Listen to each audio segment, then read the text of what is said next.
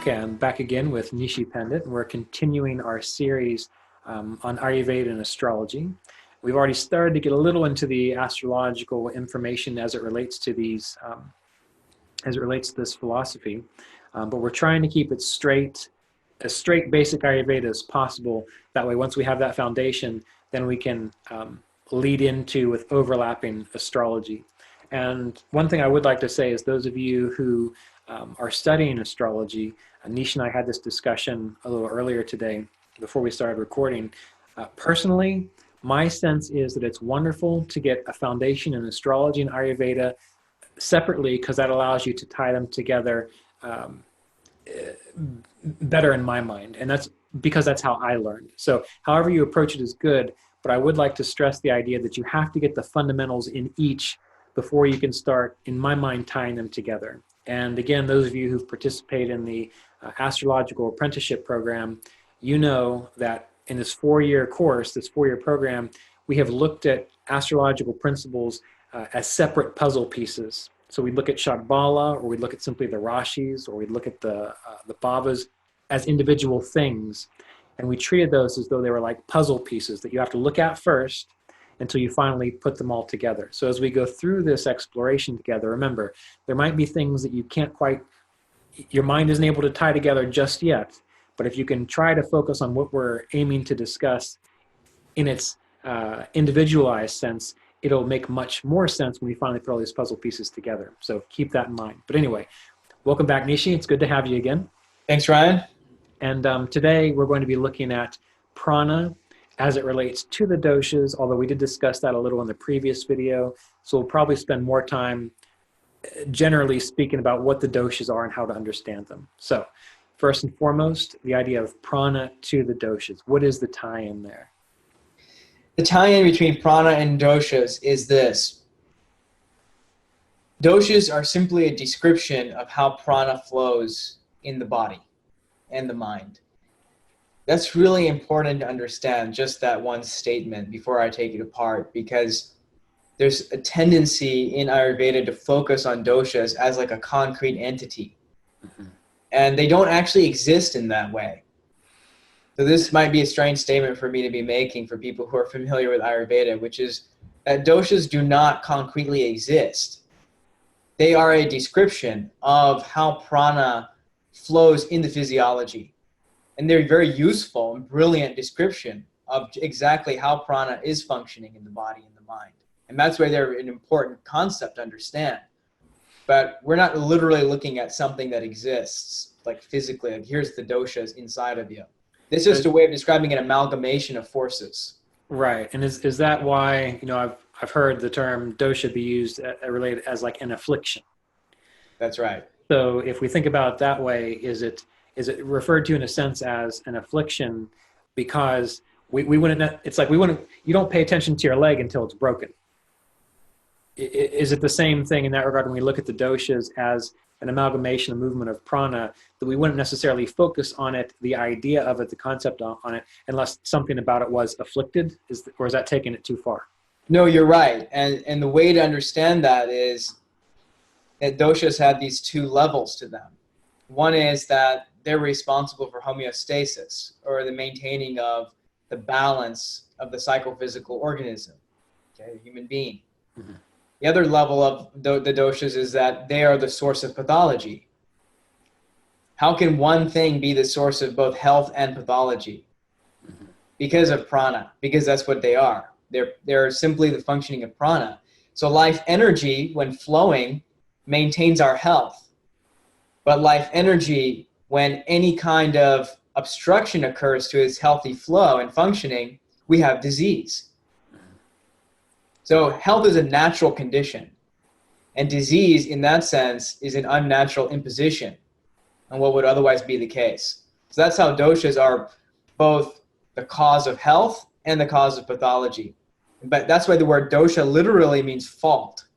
I see, okay. A little bit confusing when you consider that literal definition of it.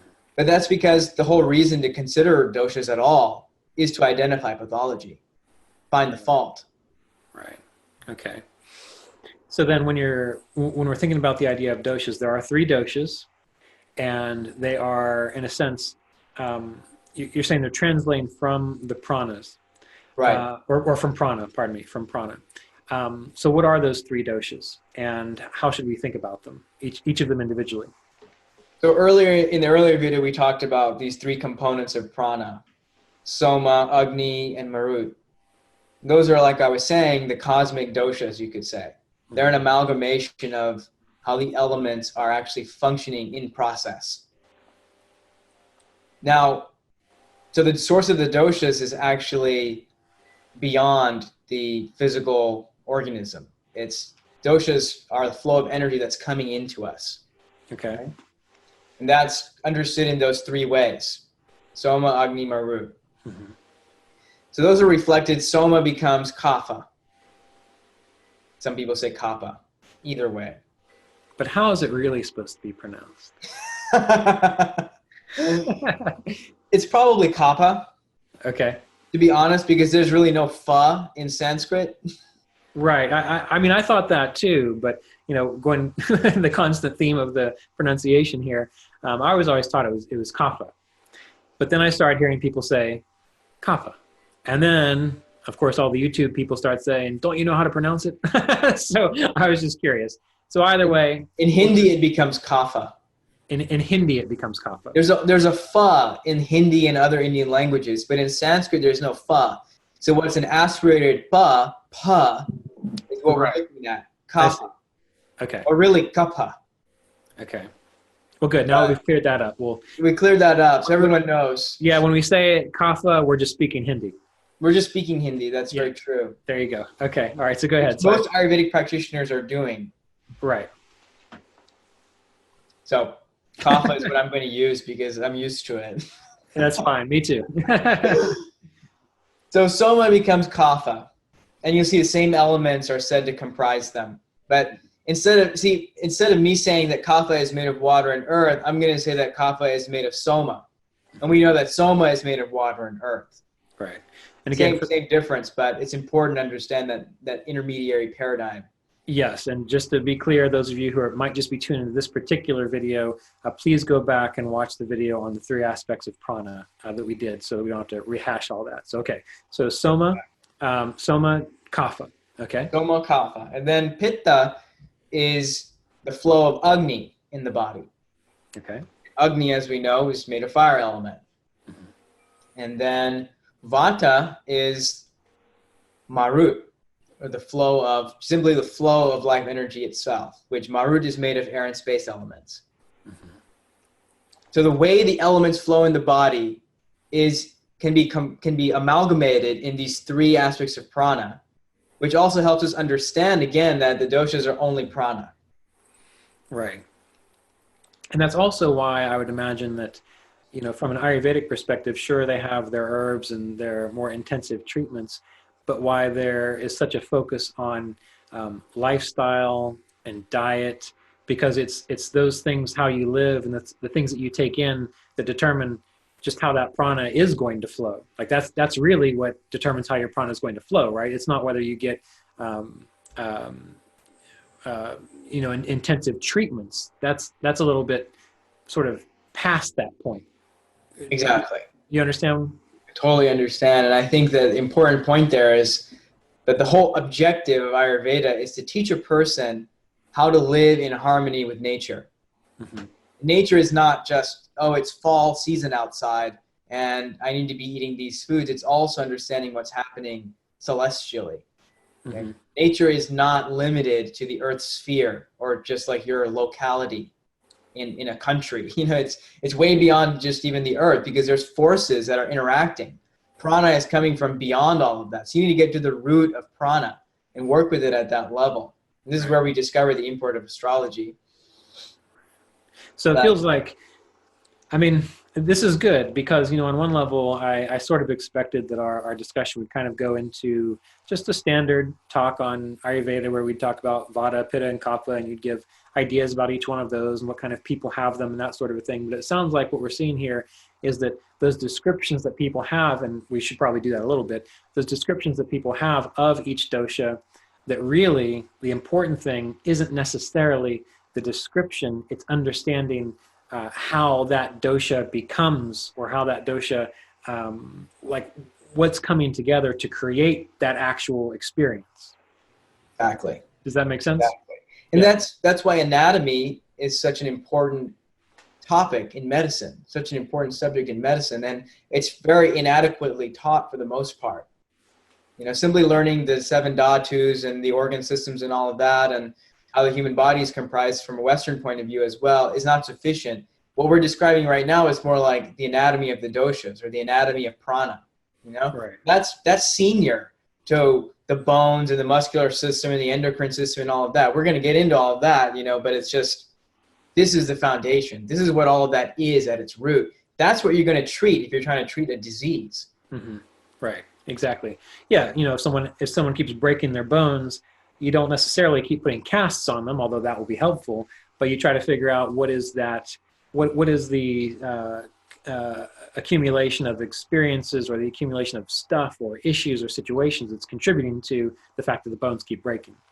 Exactly. And if you don't understand the real concept of the doshas at even a more esoteric level, then you're inevitably going to use that concept and remediate it in more or less the same way as conventional Western medicine. Right. Okay, good. All right. Well, so then let's go ahead and move into each of these doshas. So let's just take them one at a time, and start with the one that you find most appropriate to begin with. Okay, I'll start with pitta.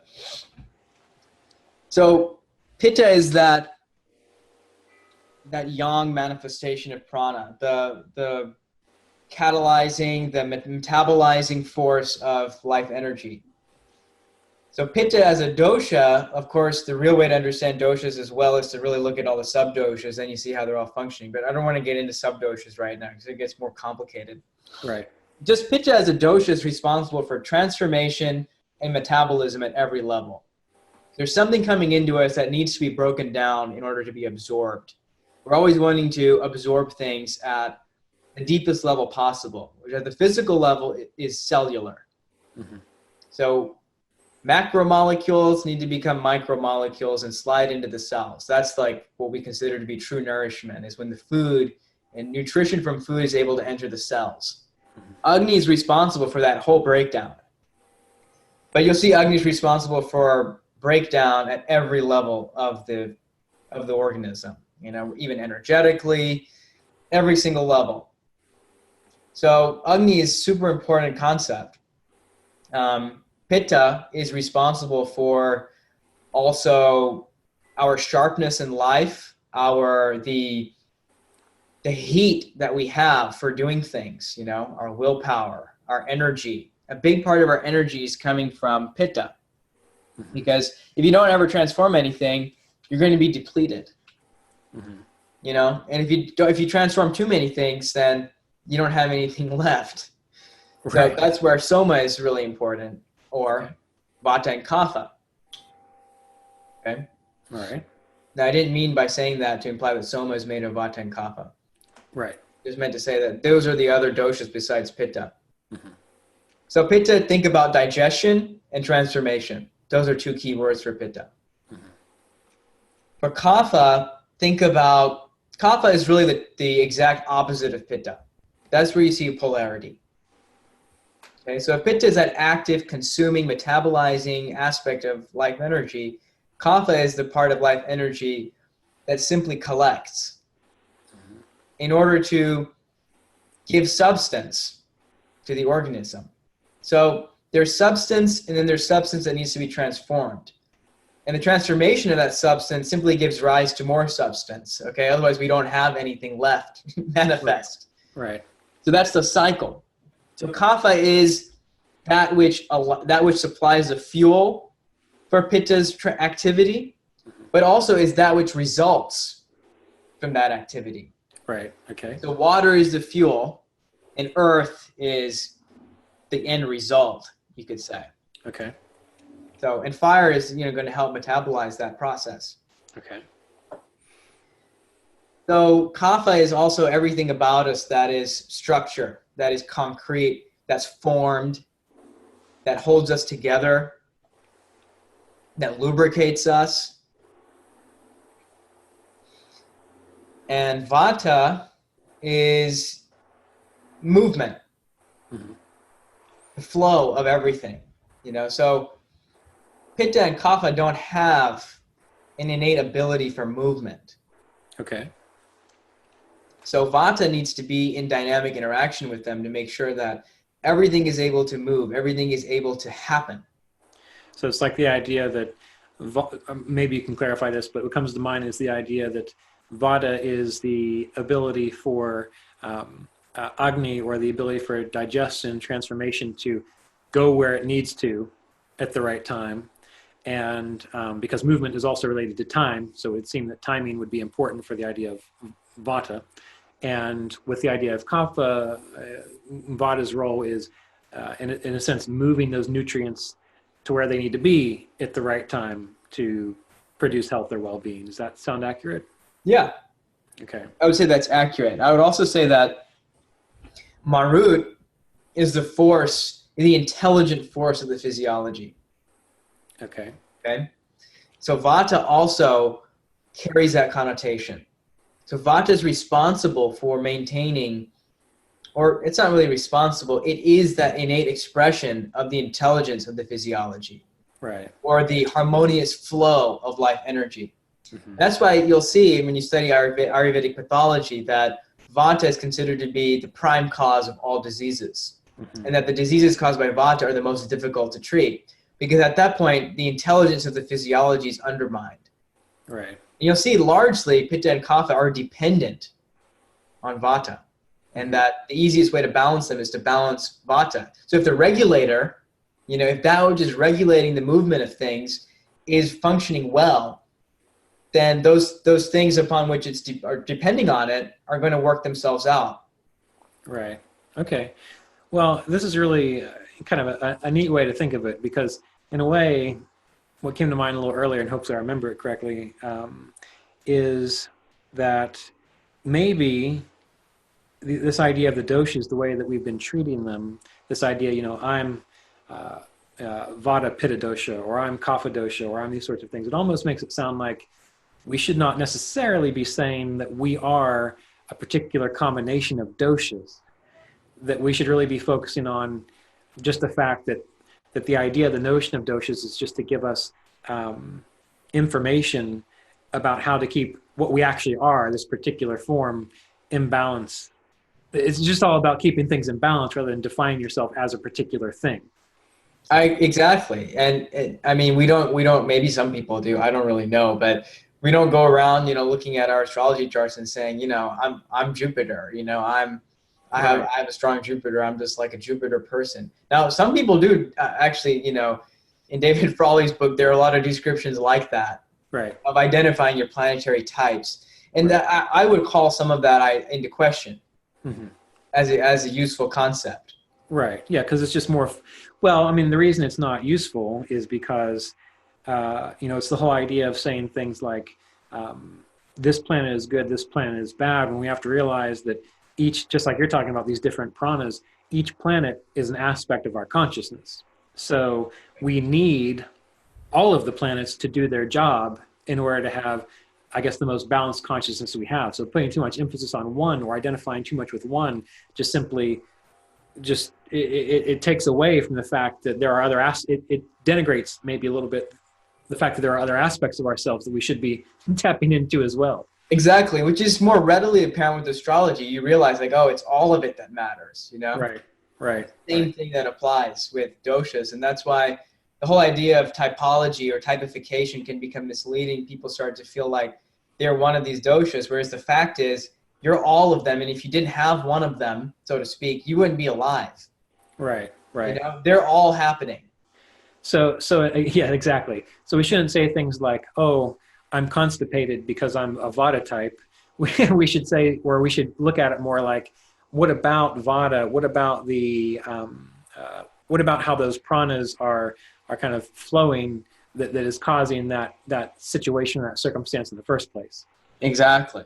And people are obviously going to have constitutional or karmically and genetically determined predispositions for certain types of imbalances, a certain arrangement of that flow. The arrangement of that flow is the unique pattern of every person. Right. You know?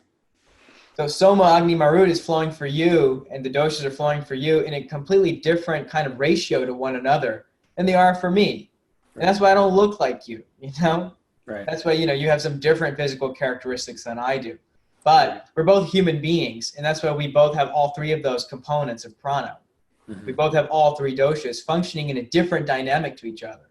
The importance is that they function in a harmonious dynamic relative to each other. That's what matters. Right. So the idea here is then to look at the doshas more as a flow of energy rather than, as you talked about earlier, than a static thing that people think actually exists. Yeah, and these ideas can be dangerous because people reinforce it, you know, when they develop an image of themselves in a certain way. And it's better to be more fluid about it because at different times in people's lives, it's going to be different, you know? Well, you know, that will lead to this idea, and maybe this will be a final topic we'll have for this particular video, the idea of Prakruti and Vikruti. That's right. You know, I've thought about that a lot.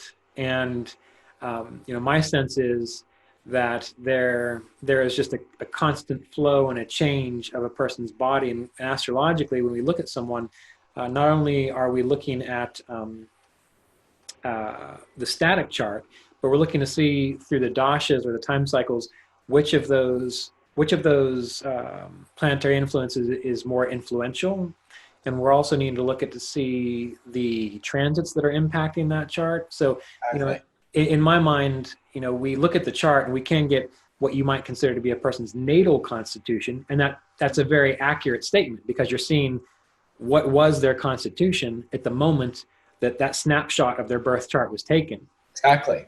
But you don't stay that way because the transits happen, the doshas happen. And so it almost makes me think, and I'm really curious about your thoughts on this, it almost makes me think that there's not necessarily,